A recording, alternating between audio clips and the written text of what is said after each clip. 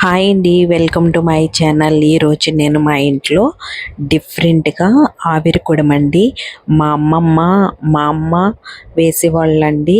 మా పిల్లలకు కూడా నేను వేయాలని ఒకసారి వేస్తే తినలేదు, అందుకే నేను చిన్నగా ఇడ్లీ టైప్లో వేసాను. క్యారెట్ తురుము, బీన్స్ వేసాను. తర్వాత మిగిలిన పిండితో గుంట పొంగనాలు వేయడానికి కరివేపాకు, ఆనియన్, పచ్చిమిర్చి, కొంచెం జీలకర్ర, కొత్తిమీర వేసుకుని ఇలా కలుపుకోవాలండి. మా పాపకైతే ఈ గుంట పొంగనాలు అంటే చాలా ఇష్టం అండి.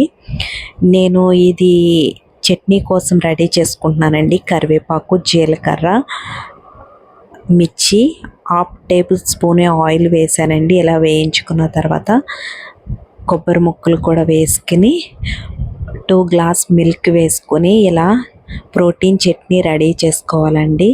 ఇది ప్రోటీన్స్ కొబ్బరిలో చాలా ఉంటాయి కదా. టేస్ట్కి సరిపడా సాల్ట్ వేసుకుని గుంట పొంగనాలు ఇలాగే వేసుకున్నాను. ముందు స్పూన్తో వేసాను కానీ అవి సరిగ్గా రాలేదండి. చేత్తో వేసినవి అయితే చాలా బాగా వచ్చినాయి. వీక్లీ వన్స్ అయిన పిల్లలకి ఇలా పెడితే చాలా హెల్దీ అండి. ఇది పొట్టున్న పప్పుతో చేశానండి. నా వీడియో మీకు నచ్చితే లైక్ చేయండి, షేర్ చేయండి, సబ్స్క్రైబ్ చేసుకోవడం మర్చిపోవద్దు.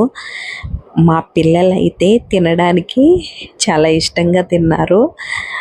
ఇది పొట్టున్న పప్పు అండి. మా హస్బెండ్కి అయితే చాలా బాగా నచ్చినాయి.